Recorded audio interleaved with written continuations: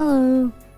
In this video, we are going to be covering the tier list for Tower of Fantasy as of the 3.1 patch. I recorded this on stream the other day.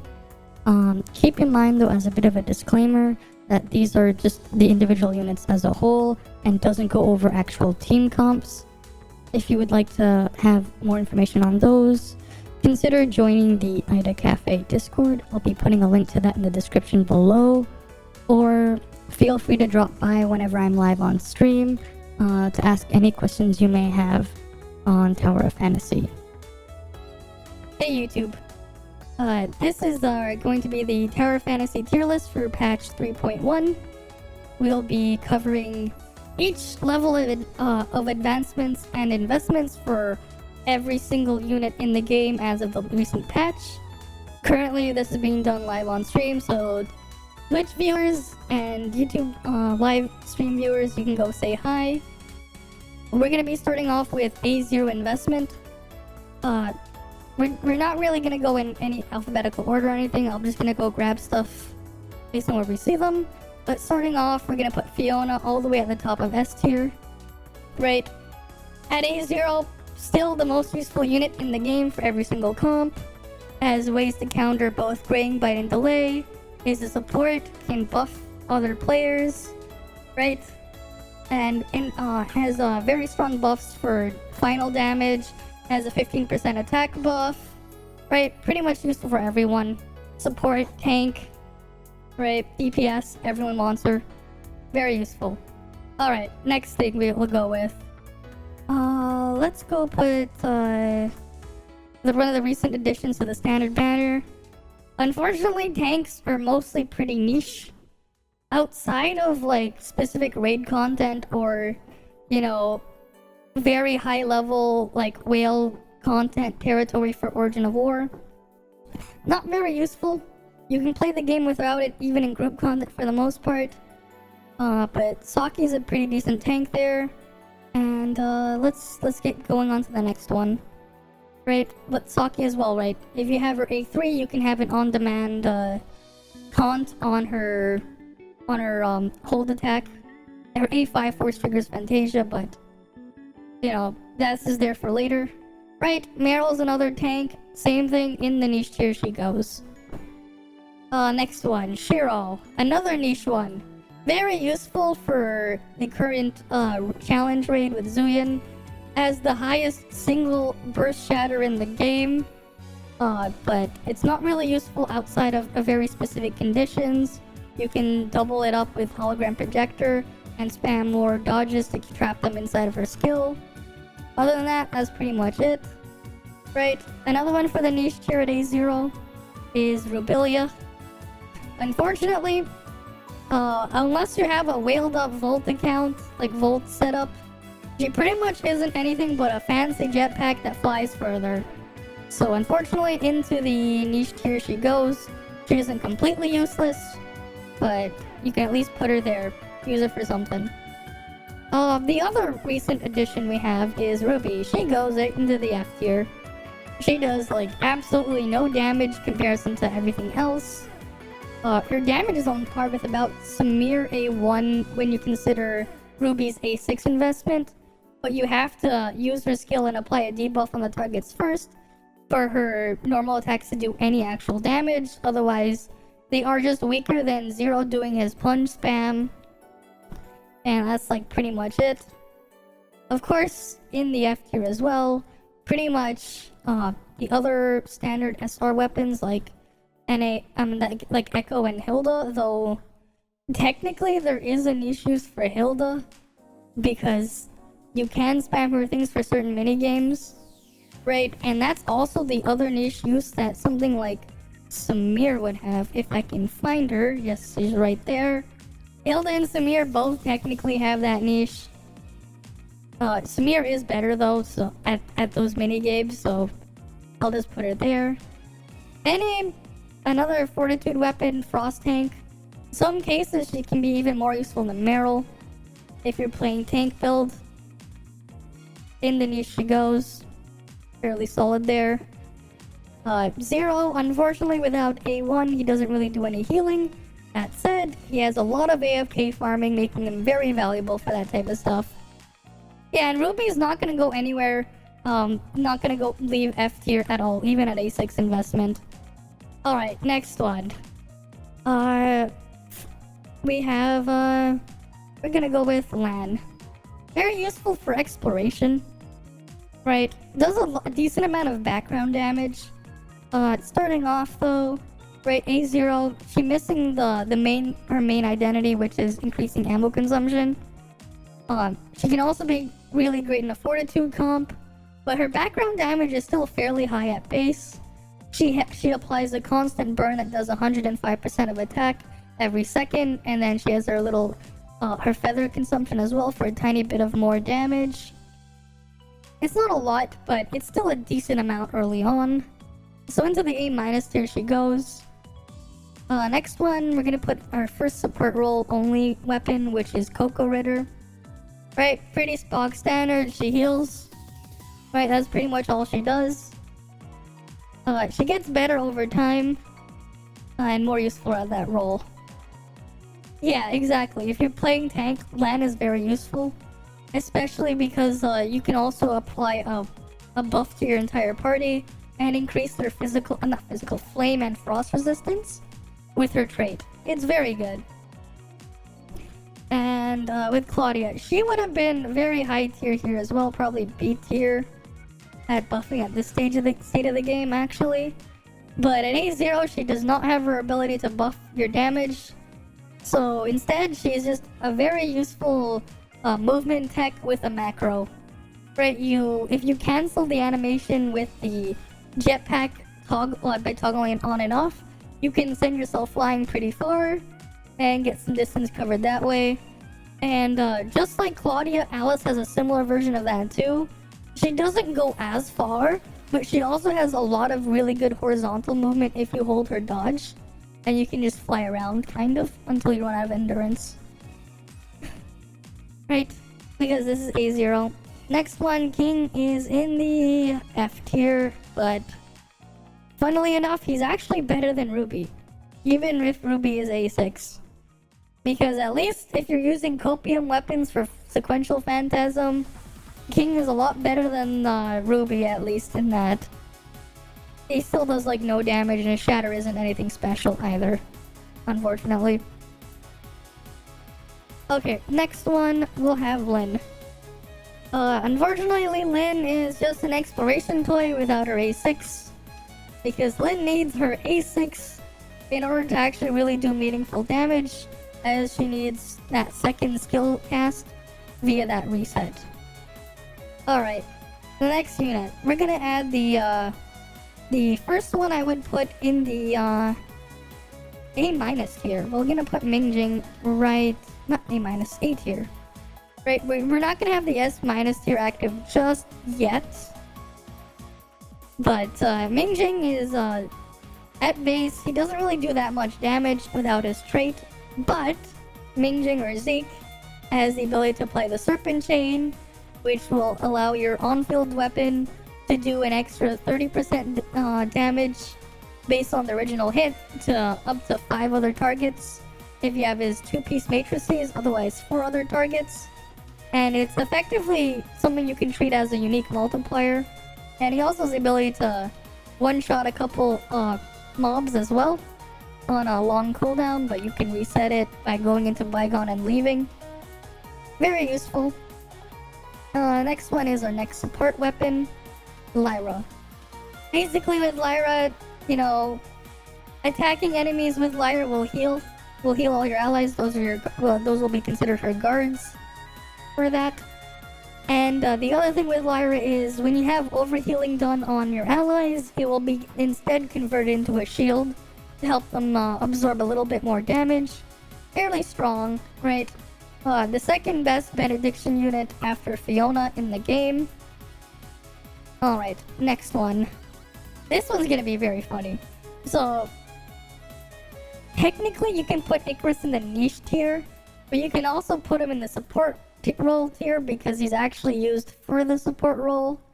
Mainly because at this point, despite his role as a damage dealer being heavily power crept, he does have the unique characteristic of being able to shave off 8% of the enemy's HP at the start of a fight, which is incredibly useful in harder content. So I'm just gonna put him in support role because those are the only people that will use him for that. And then let's get down to the next one. Tsubasa goes straight into the F tier. She technically can buff damage percent at A1 and then it improves at A5. But you have to use her dodge attacks and get the arrows to hit the target every single time. So unfortunately she's pretty terrible at it, especially because the buff is weaker than Claudia's and the uptime is very awful. It lasts only 15 seconds and you spend like 3 seconds of that trying to get the buff. You waste so much time, it's not worth it. Huma, another fortitude weapon, again niche tier with the other tanks. Right, Pepper, not a very good healer, long cooldown and doesn't really do anything else. Into the F tier she goes, she doesn't really do much. Next we have Yuan, goes straight into the A tier above Mingjing. Pretty flexible unit, so many different ways you can use her. She can be used as an on-field DPS or a background sub-DPS, right? With both her martial artist and her sweeping. Though at lower investment levels, the sweeping force form for Yuan is way better. Next one, we're gonna put Ganano in the A- tier. Ganano, she does a lot of background damage with her tentacles, the Octowhips, and if you use a physical weapon to deal damage, or any physical damage really, to anything hit by the Octowhips, you can proc additional damage. Right? Really straightforward. Does a decent amount of damage, has decent shatter. It improves a bit further with A1, it increases her shatter, doesn't increase her damage, but gives a massive boost to survivability. First D tier edition will be Frigg at A0. Pretty much just gives you frost resonance and has her skill give you 15% frost attack. But the duration is decently long and the animation isn't very long. So it is actually worth using if you have no other options there for frost. Right? And another thing in the D tier is going to be Nemesis. She can apply a little bit of background damage with her electrodes if you discharge her. But you only get one electrode at A0 and the background damage isn't really anything special. But at least the animation is decently short and you get a little bit of healing. And yes, Ganano is very, very helpful and useful in inners. Very useful, indeed. Especially when you can use her hold attack to move pretty quickly underwater. Next one is Annabella. She recently got a buff. But unfortunately, she's still a very bugged unit. And at base, without support of Lands A1, her damage still sucks. But, you don't need to go too far with investing into her. And yes, hi there, Nerox. We're making a tier list because, at this point, I felt like I have to make one at this point because every other tier list I've seen out there is pure dog shit. So we're starting off right here at A0 investment, and we're gonna scale this thing up.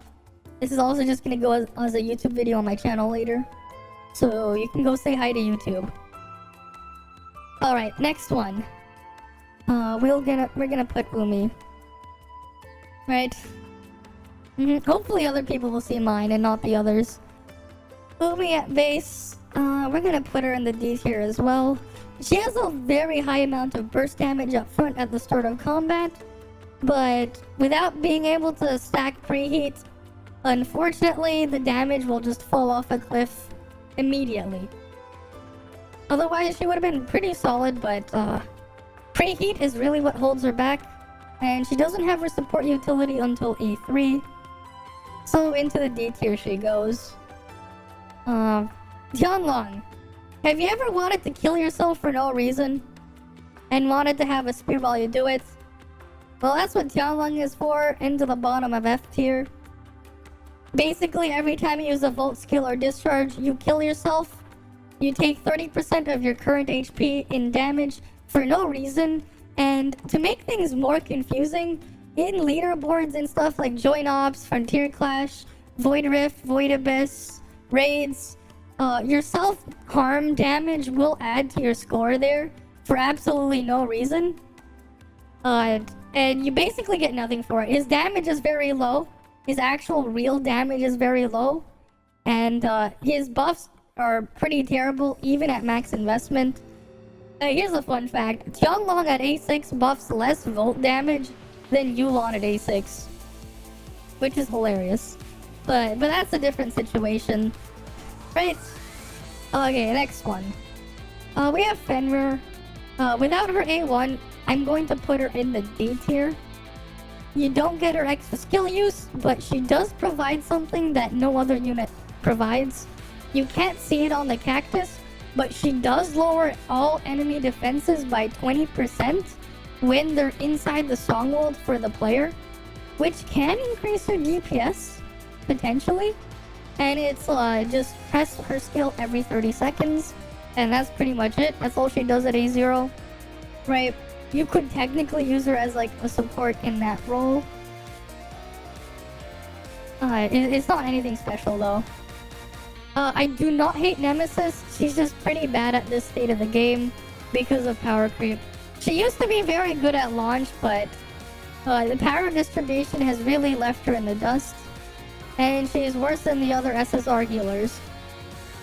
Bailing F tier, pretty straightforward. Another mostly useless SR unit. And the other thing is, Bailing, at least at launch, you could use her A5 to apply Perma Grievous to targets with her dodge attack. She does not have that at A0, and Ganado can do that pretty easily if you wanted to do that. Just by using her hold attack. That's what Ganado does, and that's where she goes. Cobalt be useless without her A6 and her A5 to apply burns. It doesn't really do anything. F tier. Doesn't have damage, doesn't have shatter, doesn't have any support utility. Right? And of course, because of power creep and Crow no longer having his jetpack bug, in the F tier he goes again.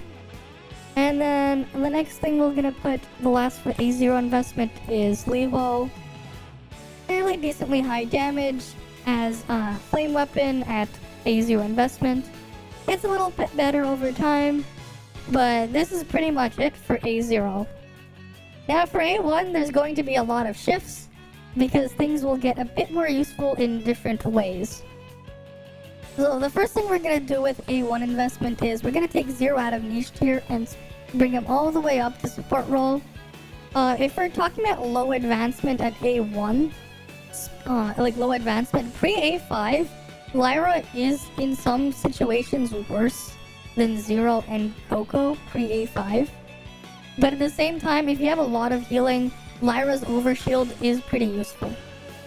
Next thing is Yulong gets bumped up to S-, and so does Mingjing. We're gonna be bringing up both Liho and Lan up there with Ganano. Annabella goes up to A-. We're gonna be bringing up Fenrir all the way to B tier, and Rubelia goes up to C tier. Rubelia actually does a decent amount of background damage. The only downside is you do need to have her 4-piece matrices for her background damage to be competitive with A0 Lan's background damage. At the same time as well, A1 Rubelia also has to keep all the targets within the hitboxes of every single Crystal Thorn. So that's what's holding her background damage back. Nemesis is a bit more easily to apply her Electrode there. And Umi gets a little bit more preheat, making her a bit more usable. As well as Claudia will go all the way up to the B tier as well. Pretty simple, straightforward, press her skill, and you get a 24% damage buff after 3 uses. Or if you weave her discharge in between. The buff lasts 25 seconds, animation's very short, easy to maintain. Right? Friggin' D, because 15% attack is not very valuable. 15% attack isn't very useful by comparison to the rest. Right? Why would you want 15% attack when you can get 24% damage? Fenrir's 20% defense threat is also worth more damage. And of course, Fenrir would also give you resonance. Right? Rubilia does a decent amount of background damage. The problem is it has limitations in there. And Nemesis now you can easily set up Electrode. Don't worry, Frigg will be in a much better spot at A6. But this is just at this level of investment. Right? Oh yeah, that's right. Alice will also go all the way up to the C tier as well. Alice at A1, now she can finally do something. Every time you cast a Frost weapon skill, Alice will then will appear on the field, cast her discharge, and then cast that skill. Though that discharge and skill cast is at 70% its original value. Right? This is A1 investment. Now for A3. Now we can go shift things a bit more. Fenrir will do a little bit more damage with the A3. Annabella's buff, they increased her crit damage buff and everything a bit further as well. Leho's a bit buggy, but we can put Annabella a bit over here. If anything, at this level of investment, Annabella will out-damage Leho, so she will be a bit higher there.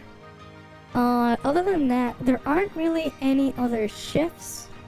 Oh wait, no, Umi can be a bit more useful as a support.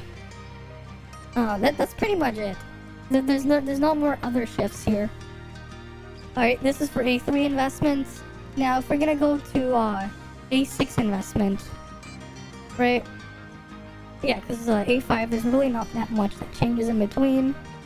Rubilia is a bit more useful with her ability to apply her with her ability to kill her thorns for more damage, I mean, which you need to have Fenrir for, right? Because Fenrir will do most of the damage when you're killing the thorns here. Alice, now Alice can buff an extra 12% frost damage. At this level of power, we're gonna move Nemesis down. Frigg is going to be moved up to the C tier. In a frost comp for martial artist Yuan, Frigg is weaker. Frigg herself is still weaker than Alice, so it's not really fair to put them at the same level of investment. Claudia can buff a little bit more physical damage. We're gonna be bumping up Leho a bit to S-. Yuan will go all the way up to S tier, and so is Minjing. Ganano as well is going down to up to S-. Ganano will now be able to fully function in the background as a support, buffing physical damage and applying Grievous permanently in the background via the treasure tracers. Very useful buff, and all of Ganano's background damage is normal attack, so it is boosted by Zeke being main DPS and his trait. Umi is still unfortunately held back by preheat, right? Fenrir has some very interesting use cases, because Fenrir you can also use her in a sweeping comp with Yulon and buff a lot of crit for that. And then Lyn is going to shoot up all the way to the top of A tier. Lyn now is very useful as a decent amount of background damage. Each one of Lyn's skill will do 187.5% of attack as background damage per second, and you can quite easily get 2 skills down. But if you're using her in tandem with Fiona and Torrential Force and spamming discharges like crazy, you can get even more skills down on the field. Heck, the strongest comp you can use with Lyn right now is Lyn, Fiona, and Yulon. Very high background damage. Annabella and Lan, no real changes. They don't really change. Leho gets an extra flame damage buff at A6. Right? And this is pretty much where everything fits. Right? Frigg will now buff 40% attack instead of 15%. Because A0 is 15% attack, and then you get 25% attack more on top at A6. Right? This is pretty much where everything sits right now as of 3.1. We move Fenrir? I would say no. So, unfortunately, at the current state of the game, Fenrir's damage is still outdone by all of these. Lin's background damage is higher than Fenrir's. Lin will do more damage, right? As a background unit.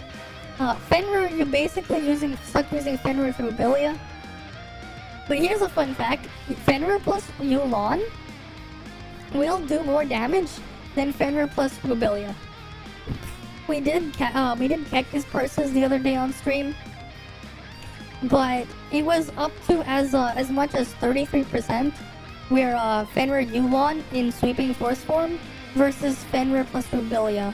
And this was with every single unit at A6 and 4-piece 0-star matrices. Unfortunately, that's the current state.